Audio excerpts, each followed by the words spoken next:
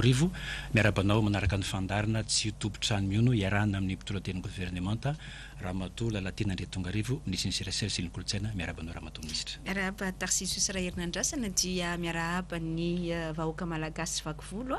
izay manaraka nyty fandarana tsy ho Tompon-Trano Mihono ity rehefa zoma tolakandro tahaka izao dia manasanao ampanajana iaraka aminay mianada ato anatin'izao fandarantsika izao iresana moa ny loahevitra iverina hoe misongadina eo amin'ny raharam-pirenena amin'ny ankapobeny ny tatitra tokony entina ihany koa amin'izay fanapahan-kevitra lehibe raisina eto amin'ny firenena zany na mandalo amin'ny filan-kevitry ny gouvernemanta na mandalo amin'ny filan-kevitry ny ministra ihany koa.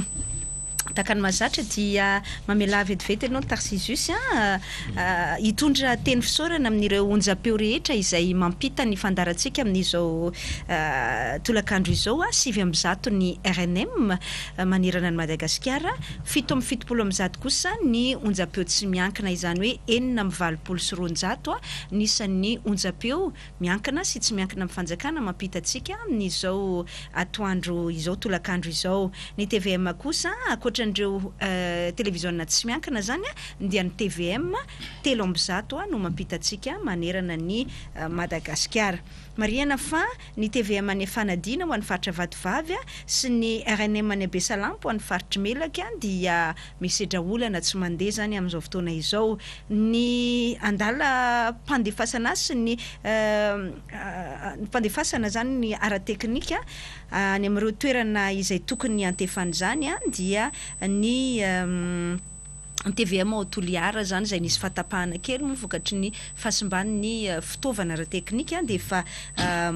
lasa any zany teknisiana avy aty amin'ny DIT any amin'ny faritra Atsimo andrefana izay ary ny RNM kosa ny Mitondra dia efa mandeha faritra Boeny io zany. Ny ambin'izay moa dia tsy misy fiovana ataontsika izay tatitra izay takany mazatra rehefa zoma tahaka izao dia isaorantsika ny fiaramiasa amin'ireo haino aman-jery rehetra mampita ny fandarantsika dia rositsika Tarsisus. Eny Ramatoa ministre ny anamboatsy ngamba avy hatrany tanansainy maro ny RAHARAHA Ikongo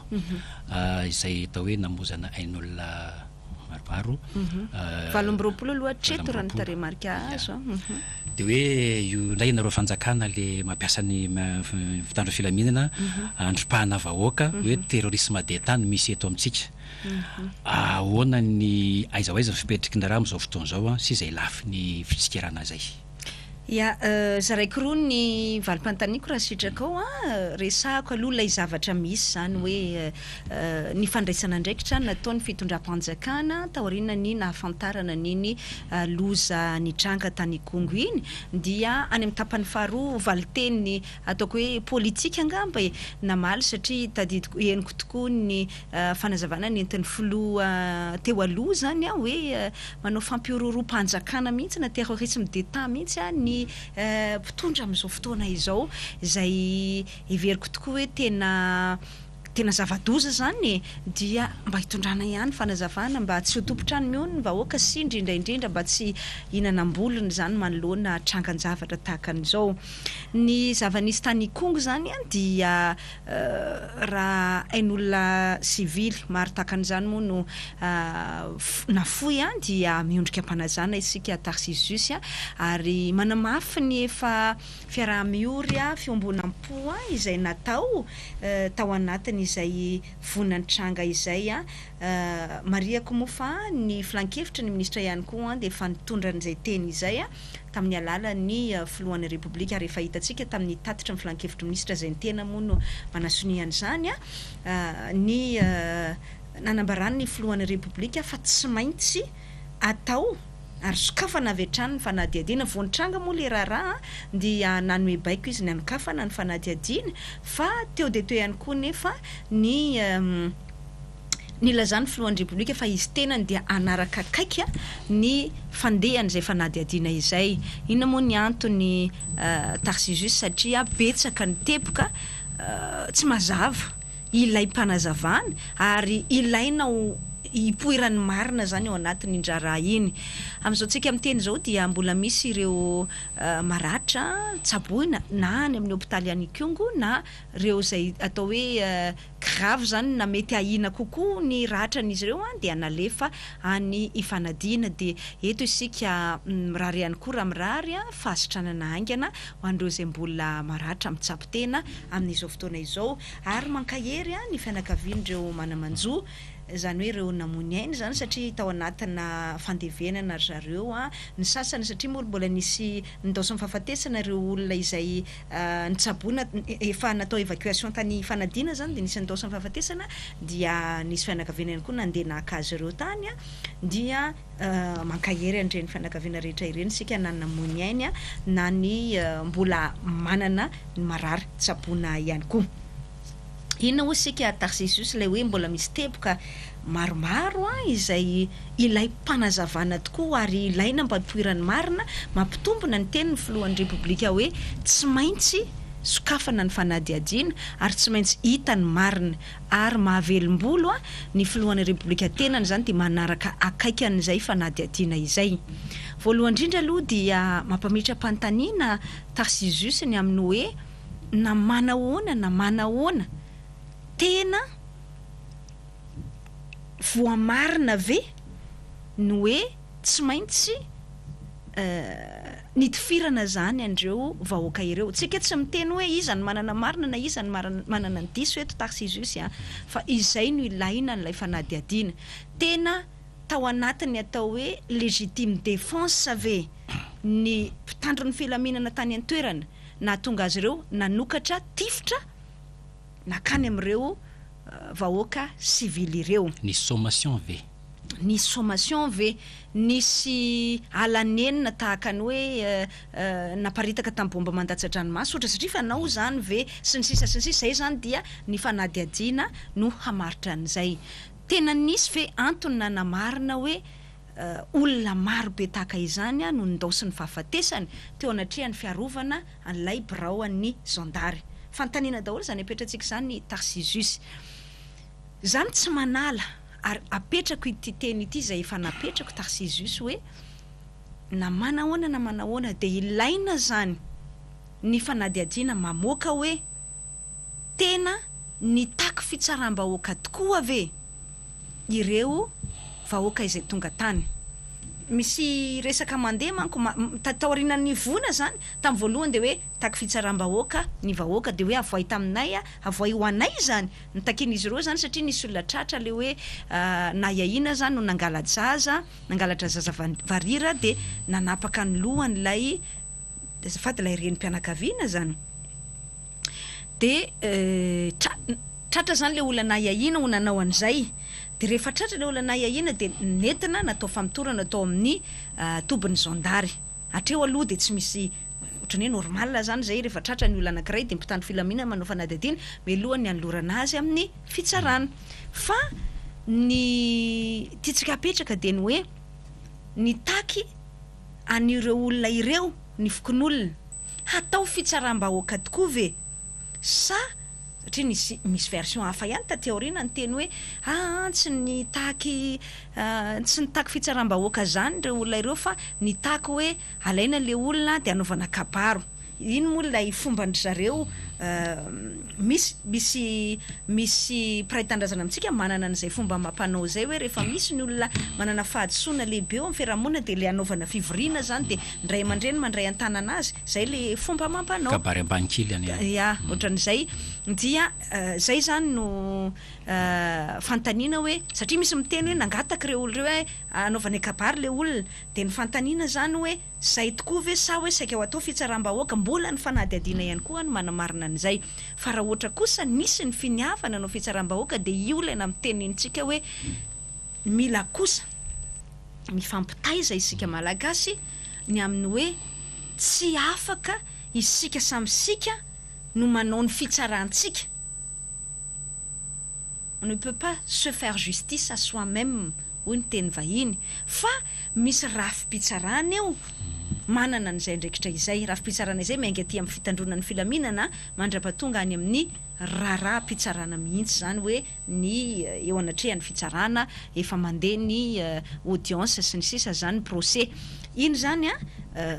mbola tsy maintsy tenenina na manahoana hoe tsy maintsy tehizaina ho amin'ny tany tandalana isika malagasy tsy afaka ifanao gaboraraka tsy afaka hoe sika samitsika satria ianao nangalatra ny styloako de tonga de omeko ny tontondro ianao taxi tsy afaka manao an'izay tsika hoe za ihany manome rariny ny tenako de za ihany manao fitsarana amin'ny tenako de zany mamoaka ny didim-pitsarana ny tenako fa mahatona sitsika ny rafi-pitsarana dia zay le fanajana ny tany tandalana nay zany na tsy zany fanontaniana voalohany zany le napetrako teo hoe tena voaja ve reo antanatohatra melohan'ny fitofirana andreo olona ireo ray zay faharoa ihany koa ny fanontaniana lehibe zay mipetraka Tarsisius ary ty amiko tena zava-dehibe de ny hoe marina tokoa zay ary efa hitako misy manao an'izay fanamariana zay fa tena hitako mitombona de ny hoe asa raha naharaka tsika tetsika menada teto aza efa niresaka nisy fotoana hoe nisy zazavarira nangalarina tany Atsimo Atsinanana tany Atsimo Atsinanana tany tamin'izay fotoana zay dia ny mason'le zaza no nangalarina farafangana tany farafangana dia rehefa nangalarina mason'le zaza de navotsitra le zaza rehefa azo le maso satria ny maso ino zany ohatrany misy manao sorona zany amin'izay fomba andry zareo iny moa tsy hidirantsika fa samy manany finoany zany fa tsy hoe midika akory zany hoe mila mamono olona ianao manao sorona iny kosa meloina amin'ny ray manontolo iny fa tsy mbola naheno mihitsika hoe fakanan-kery ny zazavarira dia nitapahan-doha le reniny inona ny dikan'izay ohatrany hoe fanahinina ve zany natao tena tragika natao tena zava-doza le izy mba ampitrotra n'le vahoaka baraingo zany zay faharoa lay zazavarira ne Tarsisius raha nalaina an-keriny de mahagaga ihany fa rehefa hita ny fatin'ilay zaza de tsy nisy taova-banga teny amin'ilay zaza na kely aza inona ny dikan'izay so sanatria koa ohatrany hoe ninina ny foronona fotsiny hoe zavatra mialatsiny hoe sensible na mahatohina ny olona le resaka zazavarira de natao zay fa tsy nisy fa kanataova zay le mahatonga antsika alay-panahy mieritreritra hoe sao de mba zavatra efa prémédité efa voaomana mialoza ny rehetra izany baraingo daholo zany apetratsika zany fa ny valin'ny fanadihadiana daholo na ahitana an'izany ary miandry fatratra an'io ny rehetra miainga any amin'ny filohan'ny repoblika izay nanome toromarika entitra mihitsy tao amin'ny filan-kevitry ny minisitra hoe tsy maintsy atao ny fanadihadiana mikasika an'izany tranga nisy tany Ikongo zany ary tsy maintsy ahitam-balana zany fanontaniana rehetra mipetraka izany misy mametraka fanontaniana zao mikasika ny hoe fa maninona no lay andehan'olona zay nyrohatra teny amin'ilay fanafihana n'ilay caserne gendarme na le tobin'ny gendarme zany baroan'ny gendarme no avy amina fokotany anankiray zay misy assistant parlementaire ny solombavamboaka any an-toerana inona ny mety rôle no lalaoviny ho assistant parlementaire io izay tany an-toerana satria ny solombavambahoaka tsy tany an-toerana ary maninona marina moa nandritra ny fotoana tsy natany an-toerana ny solombavambahoaka no tranga izay zava-nisy izay ary atreto ny solombavambahoaka mbola tsy any an-toerana moa zany fa io moa misy fomba fitenenana zay hoe tany misy olobe tsy miady zaza fantatsika tsara ny anjara toerany zany olobe atao hoe solombavambahoaka izany ka raha ohatra ve tany ny solombavambahoaka mety ho afaka nanakana n'izany tranga-javatra izany satria nisy fifampiresahana na fifampifanantonana raha tany ve ny lehibe any distrika satria tsy tany lehibe any distrika fa taty Antananarivo namonjy fivoriana fa raha tany ve lehibe any distrika tsy ho afaka nanakana an'izany aiza ny ray aman-dreny na ny olobe zany tokony ho nanao an'izay andraikitra ohatrany hoe fanelanelanana izay zany zao mbola baraingo daholo ary ity no nagaga tokoa ary iraisako amin'ny olona nametraka n'izany fanontaniana zany ty fomba fijery teo fa naninona ny lehibe any distrika no tsy nandeha avy hatrany satria nitodi-doha ody izy zany ny tsy nivantana avy hatrany tany Ikongo fa hoe mbola iodina tany irondro any Manakara zany nefa ny zava-nisy namahita ny an-toerana baraingo daholo zany rehetrarehetra zany tsy isika no manome valiteny Tarsisius fa isika zany miteny hoe tena mialatsiny hoe tsindrina ny mahazava-dehibe ny fanaovana n'ilay fanadihadiana ary tsy maintsy ivoahany marina fa iza marina ny tena tao ambadiky reny tena préméditena no manana meloa tokoa ve ny tranga rehetra iza no manana tombontsoa nisy andian'olona sivily maro be maty tahaka an'izany tena manamarina fahafatesana fandatsahana ain'olona maro be ohatran'izany ve ny fiarovana n'ilay caserne na ilay braony zondary tena nitaky fitsaram-bahoaka ve reo fokon'olona ireo efa nandalo ataontsika hoe zone rouge ve reo olo reo na faritra mena satria solombavamboaka zao de miteny mihitsy hoe tsy mbola nandia faritra mena koa reo olona ireo tamin'izy nitondra fanazavana ary maninona le olona no mitody damosina de misy ny sasany tonga de nitsirara zany eo ambonin'ny kibo zany hoe lamosina ny tifirina inona ny manamarina an'izay ka raha lamosina manko ny tifirina de olona tsy andeha hanao agression mihitsy zay fa olona nitodika zany zao fanontaniana daholo mipetraka eto tsika tsy manome hoe tsy sanatria mivava miteny mamoaka didim-pitsarana avy hatrany hoe ianona ny diso zay no mahatonga atsika fanontaniana sy baraingo daholo ny napetratsika mianada fa isika zany tena misisika amin'ny hoe ilaina tena ilaina ny vokatry ny fanadihadiana marina mikasika an'iny zava-nisy tany Ikongo iny na izany zany de ilaina tena ilaina ihany koa ny fanamafisana ny fifampitaizantsika amin'ny fampanajana ny fanjakana tandalana zay ny mikasika an'le hoe fanadihadiana tarsisius raha herinandrasana fa hoy ianao teo hoe misy mametsina anareo fitondram-panjakana manakiana anareo inona ny valiteninao amin'izany tsikery zany raha matompo tondra teny gouvernementa hoe manao terrorisme d'État fampiororom-panjakana mihitsy satria ampiasaina ho amin'ny fiarovana tombotsoan'olo tokana ny mpitany filaminana de nataony tifitra ny vahoaka gaga ihany Tarsisius hoe Andriamatoa Marc Ravalomanana no niteny an'izany hoe fohifohy ve le fitadidiana ka tsy nahatadidy hoe olona tonga teny Antaninarenina mbola tsy nanitsaka ny faritra mena teo Antaninarenina ndray fito febroary 2024 zay dia notifirina avy hatrany iarovana lapa tsisy filohan'ny repoblika akory tao tsara ny mampatsiahana zany tantara zany hoe tsara toerana avy Andriamatoa Marc Ravalomanana miresaka terrorisme d'État izy zay nitifitra vahoaka tanam-polo tsy nitondra fitaovam-piadiana na kiny Antaninarenina tsara toerana ve izy tsy nisy vahoaka niditra tao andapa tsy nisy vahoaka ny franchirana nanitsaka ny faritra mena mbola taty ivelan'ny faritra mena ny vahoaka de efa nisy ny tifitra variraraka ka tsara toerana ve izy milazana zany hoe terrorisme d'État zany nefa tsy mbola fantatra akory fa mbola nametrahantsika menada fanontaniana be dia be teo ny tena zava-nisy marina mialatsiny amin'ny teny voalohany circonstance exacte hoe tena inona marina ny tena zavatra nitranga zany mikasika an'izay loza tany Ikongo izay fa ny melohina zany eto amiko de ilay fanararotana ara-politika ny zavatra misy mitranga andeha andranitana vahoaka ka tonga de hoe aolo le misy mandranitra mpitandro filaminana zany mandrangitra mpitandro filaminana indrindra ny zondary de hoe raha vao mihitsy ireo zondary reo zay ny tonga de élément de langage ny mpanohitra raha vao reo zondary reo fa reo manao herim-pamoretana reo mamono olona sady reo ohatrany hoe zany hoe miaro an'ity fitondram-panjakana ity tsy hoe miaro an'ity fitondram-panjakana ity ny zondary fa miaro an'ilay androm-panjakana miaro institution anisany andraiky ny mihitsiny zany ao anatin'ny lalàna izay mifehy azy fa inona ny tanjona tam'le tonga de nivoy an'le hoe raha vao ny zondary mba andrangitana zany an'le zondary ho tezitra eo ihany koa lay hoe amiko ny fihetsika sy ny faneho-kevitra izay nataony Andriamatoa Marc Ravalomanana mikasika ny zava-nisan'ny Ikongo iny de tena mialatsiny hoe mandranitra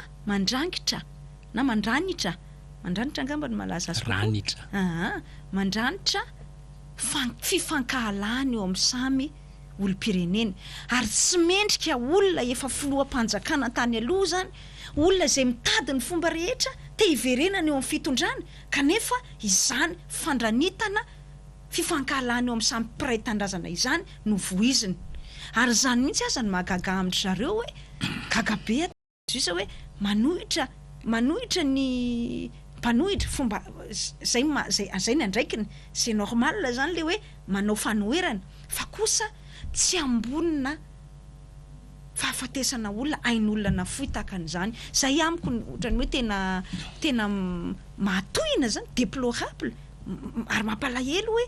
lasa amina zavatra mirehefarehefa amin'ny tany ohatran'izany sika hoe ambonina olona namoiny eny ambonina faty olona zany no mandeha manao récupération politique tsia fiombona po ny ilaina ao anatin'ny mpiray tandrazana namoiny eny zany satria drame mangely izy valo amby roapolo zany namoiny eny c'est dramatique tena grave zany de nao ve de zara raha mahita an'iny anararotana hoe ndondre ty raisina anenjena an'le fanjakana zay no mamaky anao zany noho ny kajikajy politika izay ataoko hoe ataonao lara-pameno ao anatin'izy fa tsy lay ain'olona hoe mba tsy mendrika kosa raha de resaka faty olona tahaka izany no anaovana récupération politique sanatria ohatran'le fitenenany hoe manararopaty everiko fa tsy mety zany Tarcisius ary za de mbola mametraka hoe andao andrasantsika ny circonstance exacte na nitrangan'ilay loza mbola misy fanontaniana hafa ihany koa sa Tarcisius de ny hoe moa ve ireo gendarme tany an-toerana nantany lehibe taty hoe inona no mialatsiny amin'ny fomba fiteny azy amin'ny teny frantsay de hoe inona no conduite à tenir angamba zany hoe inona no fepetra ho raisinay aty fa misy ohatran'izao aty de mba ny lehibe taty no ny teny hoe mialatsiny ohatrany hoe mandanjalanja le zava-misy zany misy an'izao ve de mameno toromarika izany nanome baiko zany le mbola baraingy hoe izany nanome baiko nisy ve fakakevitra taty ambony sa avy hatrany de tonga de nataony ireo gendarme tany an-toerana ireo fa hatreto aloha zany raha ny élément d'information azo de hoe avy hatrany dia nandeha le tranga tany fa tsy nisy fakakevitra avy taty ambony ary balle réel bala tena izy tena grave be ary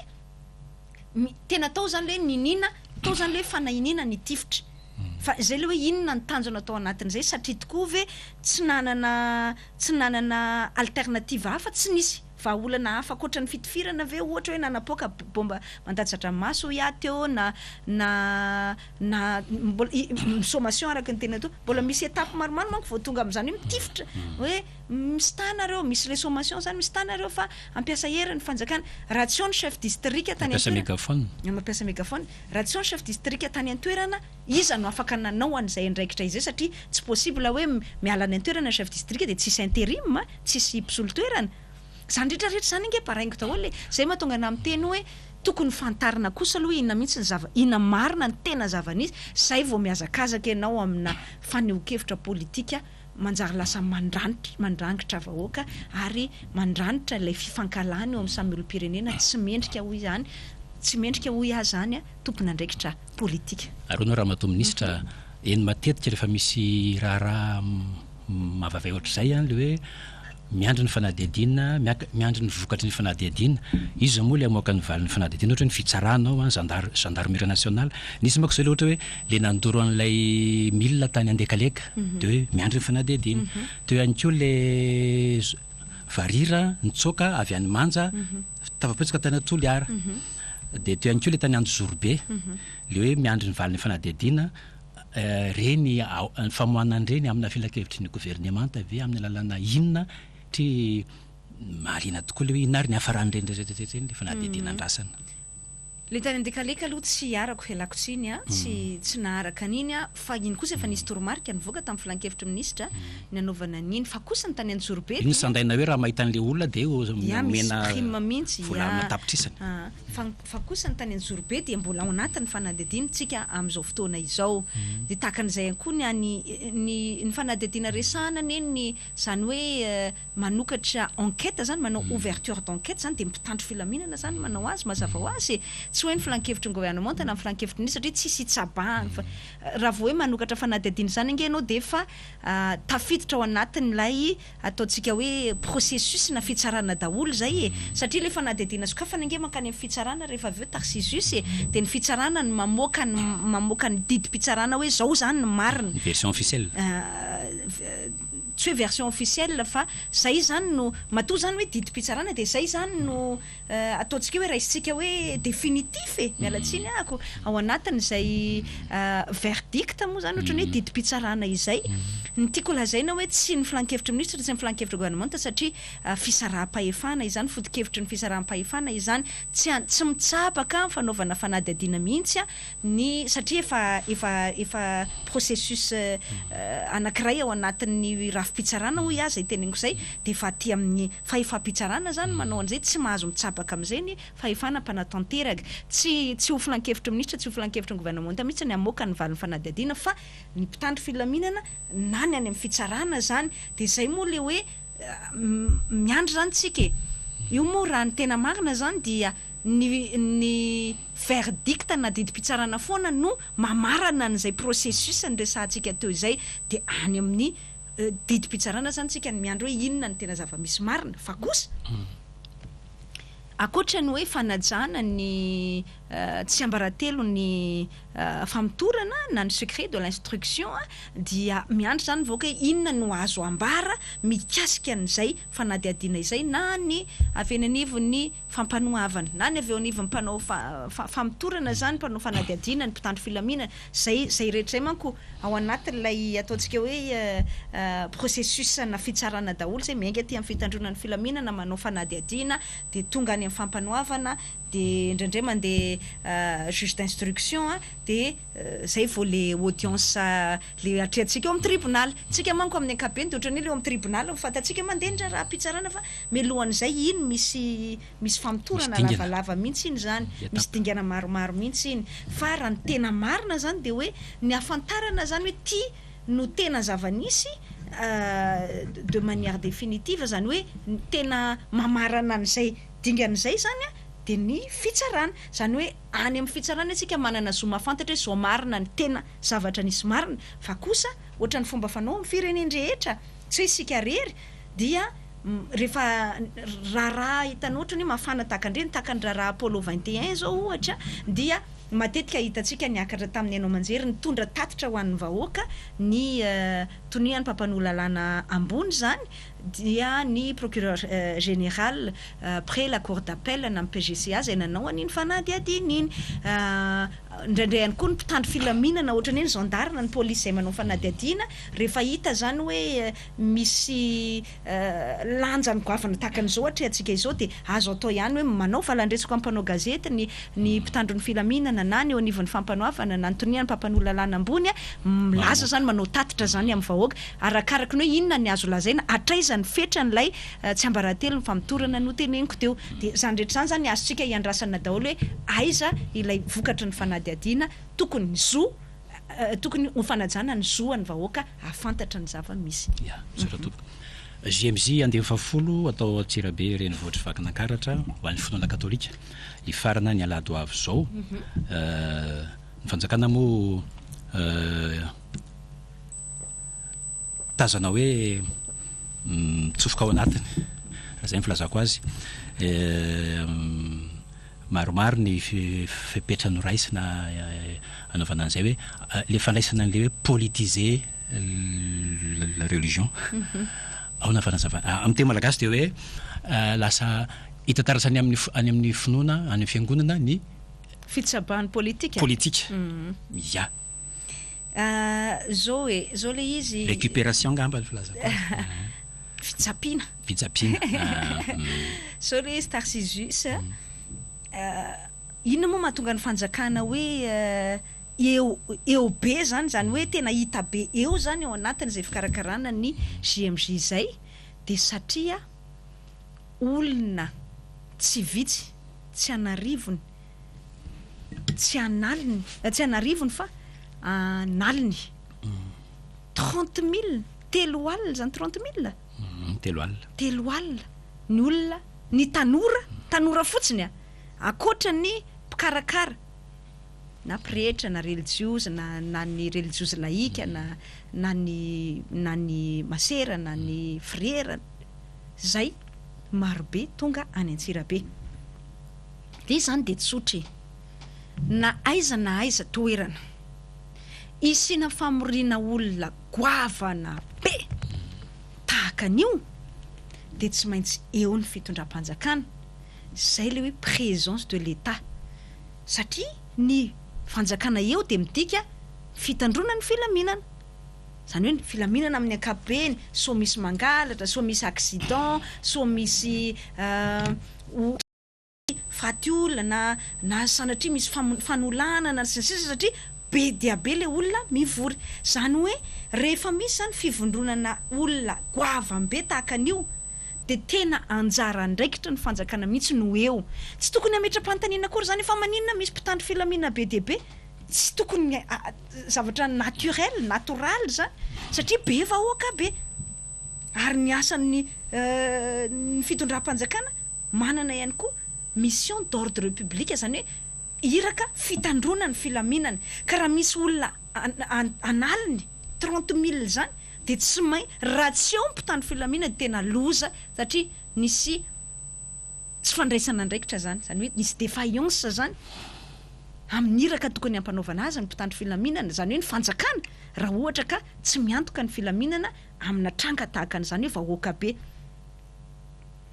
Fitandrona ny fifamoivoizana, tsy hoe satria JMJ io dia na hoe any katolika io, satria zay manko ohatra ny hitako hevi-diso voizina, lasa ohatra ny le katolika indray no ankahalana, gaga be mihitsy ako hoe ahoana mihitsy arô ty faneho-kevitra politika eto amintsika ty Tarcisius, fa inona no tsy nilay finoana katolika zany rehefa misy ny FJKM mikarakara, rehefa misy ny FLM mikarakara, to tsy misy fanomezantsiny ohatran'izany. Ka maninona rehefa ny katolika miala tsiny fa mba hiaro ny katolika ihany ny tena satria amin'ny finoana katolika, fa maninona rehefa katolika dia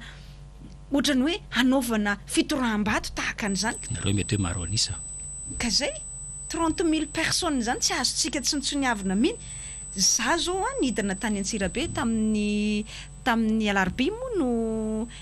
fotoana nanokafana ny lamesa fanokafana zany, sorona masina fanokafana Tarcisius, de ny talata ariva nidina tany Antsirabe, fa za miteny anao Tarcisius 720 ny fiara nyainga avy aty Antananarivo fotsiny mitomandavana mandeha amin'ny lalam-pirenena fahavito iny mandro tonga ny Antsirabe. De tsy andraindraikitra ve ny zandary zany anao fandaminana, vo maika tena misy tena hoe mifahira am'le zany hoe tsy manao ny andraikiny izy zany raha ohatra ka tsy manao an'izany fandaminana zany. 720 fiara be. Ary tamin'ny fidirana ny tanàna misy fitohanan'ny fifamoivoizana Tarcisius, zay tsy de fahita loatra ny Antsirabe zany. Fa itenenako anao hoe zay tsy maintsy nandraisa mpitandro filaminana andraikitra, na ny sécurité routière zany, ny filaminana sy ny fitandrona ny aroloza isan-karazany zany eny an-dalana, na ny fiarovana ny vahoaka sy ny fananany. Za miteny anao fa na fiangonana iza namory olona 30 000 de tsy maintsy ho nandray ny andraikiny ohatran'izay ny fitondram-panjakana, fa tsy hoe satria katolika ihany de ino ny fanjakana, fa tsy maintsy mila présence de l'État izany famorim-bahoaka 30 000 personnes izany, vondrona olona be dia be zany tanora. Ary mariako tsara fa tsy hoe toerana ray de mitoby amin'ny toerana ray zareo, fa tamin'ny lanona azava tamin'ny sorona masina fanokafana zao de tany amin'ny grand séminaire teny mandany resaka, de tamin'ny de ny sorona masina famaranana zao de any Antsaha tanteraka ty Andranomaniratra ty zany. Izany hoe nytiako lazaina Tarcisius tsotra be miparitaka irana Antsirabe zany reo mpizaika ireo, ary misy mifamezivezy satria ny toerana torian'izy ireo ihany koa de tsy toerana anankiray. 30 000 personnes zany be dia be. Misy zao amin'ny VAOVAO ao Miaramasoandro zao de misy, any amin'ny petit séminaire any de misy, any amin'ny trandro masera isan-karazany de misy. Zany hoe miparitaka irana Antsirabe, tsy maintsy zany hoe mitombo kokoa zany ny fifamoivoizan'ny olona sy ny fiara sy ny fifamezivezena, de rariny loatra raha tsy maintsy misy fitandrona ny filaminana. Tsy mitsabaka amin'ny fikarakarany katolika kosa nefa ny fanjakana. Zay manko le tenena hoe ohatrany hoe tsabahan'ny katolika, tsia manana ny fandaminana ny katolika satria efa 10 taona ne zay nanaovana ny JMJ Tarcisius, efa 10 taona zay, de tao anatin'ny 10 taona zay de efa manana an'izay fandaminana izay foana ny fiangonana katolika fa fifanomezan-tanana amin'izay andraikiny hoe fitandronany filaminana organisation zany amin'ny sécurité routière ohatran'izany zany no ataony fanjakana tsy marina mihitsy zany le hoe satria katolika io de ino ny fanjakana fa mitsabatsabaka ao anatiny ao manao fitsapiana politika ho taxi juste eo fa mission d'ordre républicain nataon'ny fanjakana finoan'ny république kosa nefa izy tenany ho tsisy idirany fanjakana malagasy fa izy tenany dia nanapa-kevitra hoe hanome tolo-tanana andreo tanora ireo de zay le nahatongazana nome an'ireny kitapo-babena ireny sy ny gourda ireny zay izy tena ny nanao azy fa ny inona moa zany filazika zany le fanafoana le fandraisana an-tanana ny aba sy ny etra zany ino no natao tao anatin'ny filan-kevitry ny ministra fanao moa zany ohatra zao hoe ny katolika mangataka de exonération ny prise en charge moa zany fa tsy hoe exonération prise en charge na droits et taxes à l'importation ohatran'izany na ihany koa ohatrany hoe ny fiangonana FLM zao mangataka an'izany association caritative mangataka an'izany voaingana zao ny radio Marie tany Ambositra nangataka tamintsika de taxe zany hoe prise en charge na droits et taxes à l'importation ny fitaovana izay nampidiriny sareo fanao foana zany ny fiangonana FLM nahazo don avy any ivelany de manao an'izay etsetretsetra le donga eo ihany efa le lokona orange iny le napisy resaka any amin'ny olona za aloha fahitako tsy de tena hoe any amina devitra diso zany no mipetraka any amina lafin-javatra diso zany no mipetraka ny adevitra ny fijery taritsy izy fa tao ane zao tsika tsy mahafantatra fa misy mpanao politika ane tena izy anarany tenany mihitsy hoe manao partenaire officiel ny GMJ fa tsisy miteny zany fa rehefa foloandreo mpanao politika hoe tena le olona mihitsy ny anarany amin'ny mampanao politika azy mihitsy no netany nanao partenaire officiel ny GMJ fa tsisy miteny zany fa rehefa filohan'ny republika Andry Rajoelina manao azy de lasa mametraka olana le izy ka izay zareo ny teny hoe ary zay zao ny teneny ny antoko maintso zao izy nanao don ihany koa fetenda de nataony maintsomaintso ny satria zareo maintso tsy hitako hoe inona ny olana lay mpanao politika ny teneniko anao zao ny lokony ohatran'ny maintsomaintso mangamanga sy mavomavo de zay ny netiny na rantirantiny tao amin'le za nanatrika n'lay lanonana de misy saina kopakopaka be mihitsy ny azy mirantiranty eo le lokony tsy hitako zay olana tsy manino zany ny katolika tenany rehefa ny teny hoe raisinay daholo ny fanampiana rehetra fa zay tsy jerevana loko le izy hoa efa lasa simbainy lay ohatrany hoe tsy fitiavana de lasa ohatrany hoe zany sisa ny adevitra mipetraka fa tsy zay loatra ny adevitra fa ny nahy eto ny tiako apetraka hoe mila présence de l'état na mila eo ny fanjakana anatina fivoriana mahavory-vahoaka be ohatran'izay any amin'ny JMJ andiany fahafolo izay ny ambin'izay adevitra tsy tokony mipetraka koa gouvernorana loatra mangoro nandeha tany amin'ny tambazotra tserasera ny raharaha donc hoe mamenatra angamba zany raha hoe mpitondra fanjakana de niverina hoe fanasoketana tateorina moa milatsaka ihany ny fanapa-kevitra hoe ny sorona le gouvernora no ny raharaha vehivavy ary zay ny tany amin'ny mpamatso vola teknisian'ny mpamatso vola no ny antefany ary ny afara tamin'iny fanisorana azy iny de hoe io ndray le fanjakana mandray fanapa-kevitra maingy amin'ny Facebook manimba endrika ihany zay raha zay tokoa ny fandehany mo raha teo ny valala misy miplaza mahay anao mpitondra teny gouvernemanta gouvernora ny sorona ary sambany elaela izy irery ty ny gouvernora mbola tsisy novaina taorina na nyvana gouvernemanta efa impiry angam'izay raha tsy hoe le ny lasa misy anankiretany anosy de iny fa ny sisa mbola reo izy rehetrarehetrarehetra reo fanjakany ianao ny tahatasy satria ny nanomboan'le resaka moa nanomboan'ny resaka mifantatritsika olo-pirenena mitazana tsy malala an'izay ao anatin'ny vilany de le taratasy niparitaka tamin'ny tambazotra tserasera za zao olotsotra no miteny an'izay de ohatr'izay ny olona tsinona de zay no etiko eto fa nitranga tahaka an'ireny satria fifandraisana raisam-pirenena le izy na manahoana dia tsy maintsy efa mahalala sy manana ny loharanom-baovao foana ny filohan'ny republika sy ny prime ministre za ho ateteny atsika foana hoe Ary efa niteneniko foana zay, tsy hoe ny zava-mitranga eny amin'ny tambazotra serasera sosialy tompoko no mamaritra na hoe manery ny mpitondra fanjakana na manery ny prime ministre, manery ny filohan'ny repoblika andray fanapahan-kevitra fa ny aza dinoantsika dia ny hoe na ny filohan'ny repoblika na ny prime ministre dia manana ny service de renseignement izay mandeha alohan'ny zavatra fantatritsika public, tsika olo-pirenena tsotra. Na ny tena izao aza indraindray mba misy information voarayan'ny tena ihany mampitondra teny gouvernement maha-ministre mpikambana ao anaty gouvernement melohany ivoahany zany amin'ny tambazotra tserasera isan-tsokajiny na amin'ny vaovao gazety hainy vakijery. Izany hoe diso foana ny fiheverantsika fa ny filohan'ny repoblika sy ny prime ministre dia any amin'ny tambazotra tserasera ny mahalala vaovao. Vao misy zavatra anankiray tompoko dia tadidio tsara fa anjatony ny olona miasa amin'izany service de renseignement na ny prime ministre na ny filohan'ny repoblika izany. Ary misy daholo ny sehatra rehetrarehetra.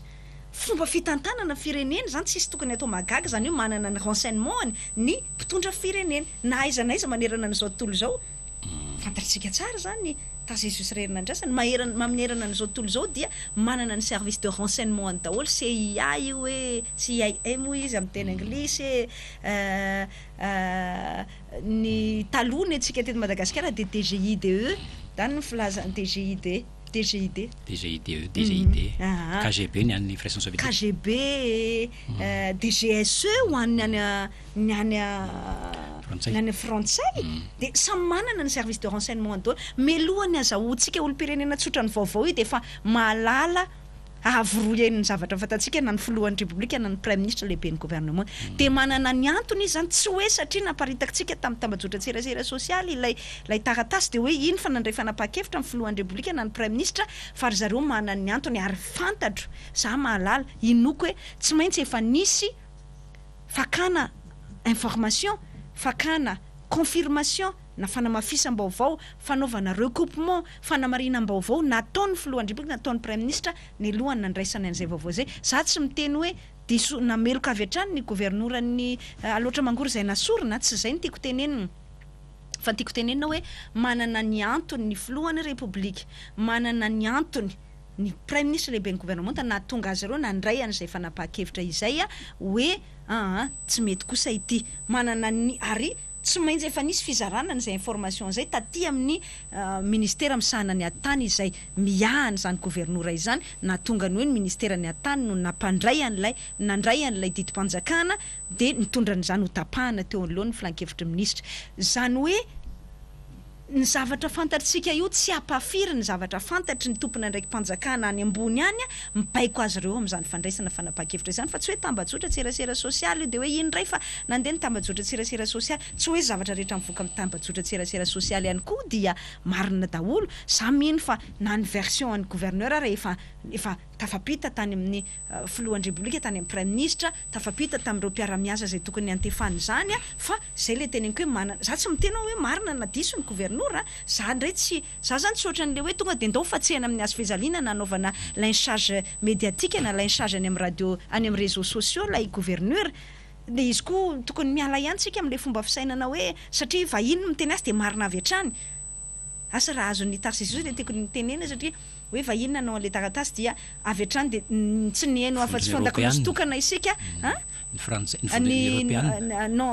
non ny département-t'An'Ille Vilaine nanao an'ilay taratasy.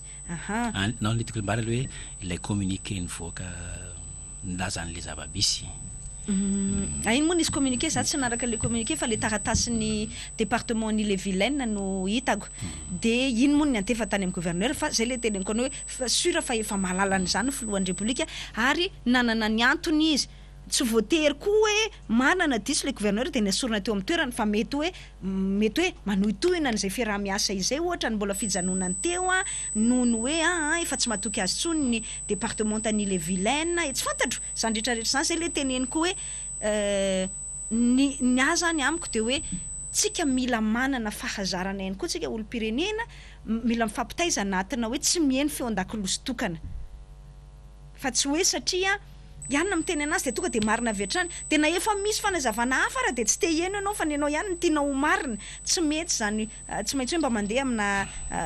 contradictoire zay ngamba filaza azy ihany de enonany azy de enonany ary de mandanjalanja am'izay ianao de mandray ny fanapahakevitra ao zay zany no tiako napetraka tao anatiny zay za moa tsy de tena maniry loatra hoe iresaka ny votoatin'le raharaha mihitsy zany ka hiteny hoe ianona marina na ianona ny diso fa ohatrany hoe tsy hainy tsy resaka azy kosa maministra piahany fatra loatra mangorony tena koa mahatsiaro ihany hoe tompon'andraikitra ao anatin'izay kanefa kosa te hitondra fanazavana amintsika hoe efa voadiniky ny filohan'ny repoblika voadiniky ny prime ministre ministre ny atany zany fanapahakevitra izany zay vao naroso ho tapahany izany tsy hoe fanapahakevitra fa ilay raharaha zay vao naroso ny fanapahakevitra ankatoavina eo anoloan'ny filan-kevitry ministre atsika ny tsy miditra anatin'ny votoatiny fa le hoe mandray fanapahakevitra mendy amin'ny Facebook zay ka zay le na tonga nanteny hoe zay ele nazavaiko rehetra teo hoe manana ny service de renseignement ny filohan'ny repoblika amin'ny prime ministre sy ny sisa fa na tonga hiteny fotsiny hoe tsy hiditra amin'le votoatiny mba tsy hitenenana ny hoe iza ny marina iza ny diso anatin'le raharaha satria tsy fitsarana tsy anjarako zany manao an'izay fa eo ihany koa ny tiako ampitaina le culture ny hoe mila mba manao recoupement tsika fa tsy hoe feo an-dakilozy tokana foana tsy maintsy marina tsy hoe intranga iny ihany zay teneniko zay satria za nahita hoe tonga de lynché médiatiquement zany lay gouverneur atao anatin'le raharaha de zay fotsiny nahatonga ny teny hoe mila manana fahazarana foana hoe misy vaovao ray mitranga de inona reny mety version an'le olona voakasika zao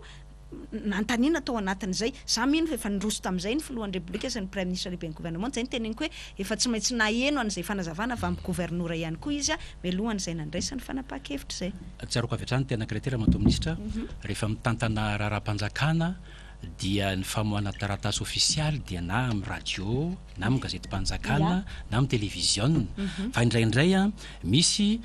tompon'andraikitra ao anatina ministera mamoaka communiqué avis de concours etsetera ny azy everiny hoe affichage pour le public ina moa zany le hoe petadindrina tsy mitovy amin'ny petadindrina mihitsy ilay Facebook de zay manana Facebook no mahita azy misy fitomboka de aveo indray mety tsy voadinika tsara ny lahatsoratra de fafanatao de corrigena fanindroindray zany hoe misy ara taratasy mpanjakana misy fitomboka fa tsisy soni misy indray tsisy soni fa tsisy fitomboka misy indray misy soni sy fitomboka fa tsisy daty misy indray tsisy référence sigle ry ambony ery zay ngamba tokony hoe ahoana nareo amin'ny fotoram-panjakana tsy de mbola fahita manko zay hatram'izay amin'ny ankapobeny tanao le hoe le Facebook namoahana mivoatra ny teknôlôjia mivoatra moa zany ny fomba famoaham-baovao teo avela amin'izay ve iny nge karazana additif fotsiny ngamba fa ny tena principal ny tena official de petadrindrina alefa destinataire in fine ohatra tsy fantatro destinataire in fine zay ka mbola zay ny atsika ka mbola zay ny atsika marina tokoa zay tenenao zay mitondra amin'ny Facebook ile zay le tiako atongavana mantsy ka zany hoe ny lalàna moa mametraka an'izay Tarcisius na zany zay le hoe na mahazo diffusion radio mahazo publication radio diffusée zany hoe aparitaka amin'ny haino manjery na mivoaka amin'ny gazety-mpanjakana zay vao manan-kery ny matetika moa ny didy amandalàna ny didy-mpanjakana sy ny sisa no voakasika ao anatiny raha mahatsikatra ianao de misy le hoe disposition d'urgence zany 60 042 raha tsy diso ahako no ordonnance izy io de itsy volana izy io no milaza an'izay hoe no ny amehana dia mivoaka amin'ny alalan'ny haino manjery na publication radio diffusée zay moa filazany azy na de manan-kery ity didim-panjakana ity na ity didim-pitondrana ity na ity fanapahakevitra tahaka an'izao na tahaka an'izao ity na ity lalàna ity ihany koa zany akoatrany hoe mivoaka amin'ny journal officiel na ny gazety-mpanjakana marina de marina ny teninao hoe mbola zay aloha ny atsika atreto zany tsy amin'ny alalana tambajotra tserasera sosialy zany no ivoan'ny didy amandalàna fanapahakevitra anankiray dia zay no atao hoe officialy zany fa izay mbola voalaza ny lalàna ihany aloha ny antsika na izany zany dia tsy maintsy efa raisina ao anatin'ny fivoarany raha ankapobeny zany zay hoe famoahana amin'ny tambajora tserasera sosialy na amin'ny en ligne sy ny sisa izay fa tsy tokony manakana zany zay an'ilay hoe publication radio diffusée izay aloha ny voalaza ny lalàna manan-kery zay le disposition d'urgence ny teneniko teo publication radio diffusée ny mampanan-kery didy amandalàna anankiray zany izay raisina eto amin'ny firenena itovizako hevitra aminao ny amin'ny hoe tsara ny mifampitaiza isika samy hafa ny taratasy mpanjakana lettre administrative izay version physique non manazava fotsiny hoe samy hafa le enao manko miteny hoe misy sasany misy soni misy tsy soni misy anina samy hafa ny lettre administrative ny taratasy zany zay misy en tête ery ambony misy référence araka ny tenendao misy laharana hoe ty taratasy ty de mitondra laharana zao alefa avy amin'ny anina alefa any amin'ny anina de misy soni de misy cachet ery ambony ery ambany iny taratasy mpanjakana iny samy hafa iny amina communiqué na fanambarana communiqué afaka tsy mitsasina soni tsy fanambarana satria tsy hoe kory hoe tsy formalité administrative zany le communiqué fa fampafatarana famoaham-baovao zay ngamba famoaham-baovao na fampafatarana na filazam-baovao filazana tsy mitovy amina lettre zany ka matetika ny olona misy miteny taratasy vita sonio akory ozy izy hoe karaha communiqué nge tsy maninana miteny fotsiny izy ohatra hoe mitondra teny gouvernement fa tsy voatery misy soni ohatra hoe communiqué ny tatitra amin'ny filan-kevitry ny gouvernement zao na ny communiqué ny tatitra amin'ny filan-kevitry ministra dia ny anarako sy ny anarany mpitondra teny filohan'ny republika ho amin'ny filan-kevitry ministra ny anarako sy ny anarany ministra ny fanajariana tany ho amin'ny filan-kevitry ny gouvernement tsy voatery misy soni satria communiqué iny tsy manana valeur tsy manan-danja officialy ara-panjakana zany iny communiqué iny hoe ty asa raha azonao tsy mitovy amina taratasy ny tiako tenena fa so isy tenyreo ozy Lalatiana hoe tsy manana valeur ny communiqué tsy tsy manana valeur tsy mitovy lanja ara administratif zany amina taratasy hoe lettre courrier officiel ny fanambarana zay atao zavatra roa samy hafa mihitsy zany fanambarana de arak'izany fanambarana zany natao ampahafantarana ny be sy ny maro iny tsy mitovy am'le taratasy hoe ty taratasy ty alefaka any amin'ny tarisi juste misy ny misy cachet misy référence sora topoka mikasika ny lohevitra satria de mandeha ny fotoana misy an'le raha volamena faramparany teo ndray le hoe 7 kilao 17 kilo 300 grammes ya aiza hoaiza ndariny am'izao fotoana zao ny tiako mariana de hoe voanitranga ilay raharaha dia na lala avy hatrany tovy am'le resaka teo aloha ihany na lala avy hatrany fisindrarany filohan'ny republika Andriamatoa Andrajoela sy ny prime ministre lehibe ny gouvernement ary izy ireo no nampanokatra ny fanadihadiana avy hatrany ary ny prime ministre lehibe ny gouvernement mihitsy no nandray ny arany vory sy ny fandinika tamin'ireo tompony andraikitra fitandrona ny filaminana tamin'ny fanadihadiana izay nisokatra ny ampisy tampony na prime ho an'izay mahafaka manome vaovao ny mety anatrarana an'ireo olona anankiroa le olona anankiroa any ireo ny saika nandeha de ny anankiray moa le efa tratrany atsefa de izy nanondro ny olona anankiroa teratany malagasy daholo izy telo ny ray zany efa tratra teny itosy teny amin'ny toeram-ponenany teny de nisy anankiroa ny dénonceny izy zany laza hoe reto no complice-ko reo olona telo reo zany efa tratra de any atsefa am'izao fotoana izao misy teratany karana anankiray izay saika niondrana niaraka tamin'le volamena fa ny fandehan'le izy zany de ohatran'izao vao mbola hoe tokony ho avy zany le olona hitondra le entana andeha tao anatin'io fiaramanidina io fa mbola tsy tonga teny an-toerana izy zany no nisy ny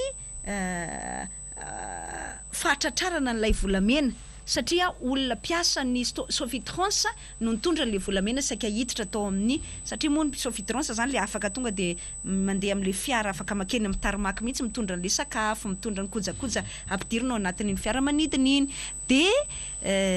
io piasa ny sofitrance io zany zay niasa tamin'io fotoana io no nitondra n'ilay volamena tam'le fiarany tonga de andeny amin'ny tarmaky tsy mandalo fisavana zany tonga de niditra saika hoe hiditra tao anatin'ny avion teo ny nahatratrarana n'ilay lay volamena zany fa le olona anankiroa zany de vantany vao nahafantatra tsy maintsy nisy nampafantatra izy zany hoe misy complication le raharaha zany hoe tratra le volamena de tonga de nitsoka zany ireo tsy hita zany fa tonga de nanjavona daholo izy taorinan'izay tranga izay zany hoe mety efa nanao enregistrement izy zany fa hitanao moa entre ny enregistrement sy lay fandehanana fiondranana iny misy fotoana kely misy elanelampotona de tonga zany zareo dia nanjavona de vao nafantatra an'izay ny premier ministre lehibe ny gouvernement sy ny filohan'ny république de napanao fanadihadiana eo zany mba anamafisako an'le hoe misy foana moa milaza hoe miraitsy kombakomba ny fanjakana ao anatin'le raharaha miraitsy kombakomba filohan'ny république miraitsy kombakomba premier ministre lehibe ny gouvernement raha miraitsy kombakomba ve premier ministre lehibe ny gouvernement de izy tenany niaraka taorina ny fifampiresana tamin'ny filohan'ny république nanapa-kevitra hoe asiana prime ho an'izay olona afaka mamay information mikasika an'ireo olona roa ireo de lay karana ny anankiray sy le malagasy ny anankiray le malagasy efa mpanao an'le izy mihitsy araka ny vaovao sofa tratrany tsy efa karaha olona fa mpanao an'le izy ve izy karaha nisy ny tsy kombakomba nataon'ny fitondram-panjakana de ho ny samborina sy ny gadrainana tsy efa ve fa tsy tonga de natao zay anavotana azy raha tena hoe miraitsy kombakomba ny fanjakana za zany ndraindray mahita hoe mila fomba fijery mahitsy ihany ndraindray fa tsy de efa perverti loatra le fankahalana de efa tonga de tsy mahita fa tsy mainty foana raha vao misy zavatra ataon'ny fitondram-panjakana de zay zavatra zay fotsiny tiako nahitsy sy napetraka atao anatin'le izy hoe matoa ny filohan'ny république sy ny premier ministre mihitsy no ny baiko ny fitsokafany fanadihadiana sy nametraka ny fisian'ny prime nantambiny ho an'izay mame information na mame loharano-baovao angom-baovao ahafahana manatratra ny meloko atao anatin'ny raharaha dia mazava zany ny volonté politique na ny finiavana ara-politika avy amin'ny fitondram-panjakana hamongotra ary tsy amela mahazo ny olona izay nanao an'izany fanondranana volamena izany ary ametraka ny tsy fisiny tsy matomanota amin'ity fanondranana ny tsokosoko ny arem-pirenetsika ity raha mijery zao le hoe 17 kilo 300 de 1,730,000 gramme be dia be zany tiako atongavana hoe ohatrany sesisesy be le resaka volamena na le efa nivelany tatoato tamin'izao fitondram-panjakana zao zany de tokony hoe ninga tamin'le 73 kilo 500 moa tena iny tonga de ngeza be mety nisy talohan'izay fa tsy nisy piresaka na tsy tratra na nangingina ohatra hoe inona moa zany ny hetsika atao tsara nio fa neo voarara neo hoe enjana fanjakana manomboka zao fa to mbola misy foana hatrany inona mety hoe mahatonga an'izay manjary metrany olo hoe misy fanjakana ihany mibadika ity matoa sanatry za moa tsy afaka hiteny zay satria monko zany efa tena miditra détail technique na département sectoriel de ny ministère misahana ny arenakibon-tany sy ny loharan-karena stratégique mbola nahavery volamena ihany koa taombrao zay ny teneniko hoe za tsy miditra amina atao hoe anjara andraikitra ny ministra namana raha tsy hoe tapahano anatin'ny filan-kevitry ny gouvernement na tapahano anatin'ny filan-kevitry ministra na anirahany lehibe no miteny azy tsy afaka miteny an'izay tsy ambaratelon'ny stratégie na ny paikady ny asa ataon'izy ireo izay zany ny tenako hoe zay ny tiako apetraka tarsisus fa kosa za afaka miteny anao hoe misy ary mandeha ny filaza zany de manière régulière misy foana zany ny fivoriana tarihan'ny filohan'ny république na premier ministre lehibe ny gouvernement mikasika an'io olana anankiray io le mahatonga amin'ny tena zay manko raha mato ministra laklosy fanairana fotsiny ange hoe ohatrany mahagaga tokoa le izy sahala zao ohatra hoe lay volamena atao anatin'ny bureau ministère ny arenakibon-tany sahala amin'ny hoe le communio na tabernacle ny Roma mihitsy no mihinana azy no Vatican aiza ntsony iantokisana ny fampirimana entana sarobidy zay le tiako atongavana hoe fanairana fotsiny ho anareo fitondram-panjakana mila fepetra ihany satria lasa toivakana foana ny volamena mivoaka avy eto mino fa mahalala an'izany tsara ny tompony andraiky fanjakana tandrifiana izany taxi juste za moa tsy andraiky za sady tsy mpitandro filaminana tsy any amin'ny arenakibon-tany fa na izanatra zany de marina ny teninao hoe zavatra tena très sérieux io zavatra io ary ilaina ny fanamafisana n'izay fandraisana andraikitra zay fa za mino fa mandray an'izay anjara andraikitra tandrify azy zay ny tompony andraikitra na ara-ministérial na fitandrona ny filaminana mikasika an'izay olana lehibe zay maraparana fandarantsika hiditra amin'ny département adidinao misy la hetsika kianjany iragasy zay ataoko hoe isika irery no manana zany iran'izao tontolo zao lay endrika hira gasy aponga doboana sodina violon gasy etsetera de hoe kianja ny hira gasy mba sy ho fanazavana kely satria vaovao ny aty avoatany moa no tena ampiasan'ny hira gasy aloha amin'ny ankapobeny izay misy anatra ao anatiny torohevitra tantara ihany koa tsy mila micro ary tsy mila podium fotoana an'izao satria famadinana io tsy hoe etsika le kianjany hira gasy fa fotodrafitrasa lehibe izay ho atsangatsika izay sambany zany ny fitondram-panjakana Tarcisius no hanana finiavana hoe hanangana fotodrafitrasa ho an'ireo mpanao hira gasy ireo ohatra antsika nanangana fotodrafitrasa ho an'ny mpanao teatra ho Analakely ohatra antsika nanangana fotodrafitrasa ho an'ny mpisehatra ara-kolotsaina sy ny serasera eran'ny faritra amin'ny tranobe any serasera sy ny kolotsaina ohatra antsika nanangana fotodrafitrasa natao ho an'ny mozea ohatra antsika nanangana fotodrafitrasa natao ho an'ny tanora te hisehatra rakasy eo amin'ny lafin'ny kolotsaina na ny serasera de ohatra an'izay ihany koa hoe mba mihoany anjara toerany mpanao sary hosodoko mpanao sary pika de sary pika etsy amin'ny trano sary mpanao sary hosodoko ao amin'ny Ivikolo Analakely efa nomentsika sehatra daholo zany de amin'izao ndray meo sehatra ny mpanao tantara de nananganantsika studio vandanitra ato amin'ny RNM mpanao tantara de mba mena sehatra ndray mpanao hira gasy de ndaotsika anangana kianja ny hira gasy zay zany le sambany zany ny fanjakana satria hatramin'izay de tamina sehatra tsy miankina ny mpanao hira gasy no mandeha de tsy mba manana ny azy ometsika ny anjarany zany ny mpanao hira gasy amin'izao fotoana izao rehefa nitadiny tena efa ela ny kotrehana an'io tetikasa io zao tsika vao miotin'ny vokatra zany miotin'ny vokatra hoe tena andalam-panatanterahana azy amin'izay ary tena ireareako mihitsy ny miaraka amin'ny ekipa tantanako ny fanaovantsika ny fotodrafitrasa io izay nisy dingana lavabe natao vao tonga tamin'izany isika de mafaly ary no milaza zany fa eto ampovoan-tanàna mihitsy zany de ao ambadiky ny tranomboky pirenena isika no anangana ny kianja ny hira gasy rehefa nisy ny fampidinena tamin'ny hôtel Carlton satria misy ampahantany lehibe ao izay nanaovany hôtel Carlton parking de nisy fampirarahana tamin'izy ireo de mahazo an'izay ampahantany zay zany tsika amin'izao fotoana izao arivo metatra toradroa 1000 mètres carrés hananganantsika kianja ny hira gasy izay fiaraha-miasa feno amin'ny hôtel Carlton sy ny ministera ny serasera sy ny kolotsaina izay mariako eto fa tsy nanana n'izany teti-bola izany ministera ny serasera sy ny kolotsaina tsy nanana teti-bola hoe anaovana kianja ny hira gasy fa tena vokatry ny asa sy ny ezaka izay natao zany ny fampirarahana tamin'ny Carlton nahatonga an'izay dia rampitso no anaovantsika ny lanonana amin'ny fomba ofisialy anamariana n'izay fananganana izay tena anasanantsika rehetra hira gasy satria isy ady hira gasy goavana ifandonany Ranoelson Paimango sy Ravalomanana avany feno Rivogara amin'ny folo sasany zany eo ambadiky ny tranomboky pirenena ato ampefiloha zany efa mandeha ny fandaminanao fanomananao famelohan'izay zany de ametraka ny anao lanonana fametrahana vady feizoro manamarika an'izany etsika lehibe ataotsika zany manamarika an'izany toerana tena révolutionnaire satria sambany zany ny fanjakana malagasy no mba hanao an'izay hoe ty ho anareo mpanao hira gasy de ampiasainareo mpanao hira gasy fa tena manara-penitra hitany Tarcisius moa ny fijerena hira gasy de manodidina boribory satria manao boribory ihany koa ny mpiantso eo ampovoany eo de tena arène boribory mihitsy amin'ny heriny satria mbola ho aseho antsika moa zany hoe ohatran'izao de amin'ny heriny ho asehoko antsika hoe ny maquette hoe ohatran'izao le toerana zany de avy eo tsika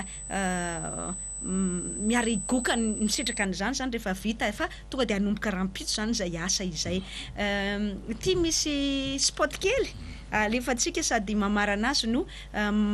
mampafantatra n'izay etsika ho atao rampitso zay Tarcisius de efa nasako sahady atsika rehetra zany eto Antananarivo sy ny manodidina ty hira gasy fa mahafinaritra be io andeha hanatrika an'izay ady hira gasy goavana izay makotrokotroka io Ranoelson Paimanga ifanandrana amin'ny Ravalomanana feno Rivogara.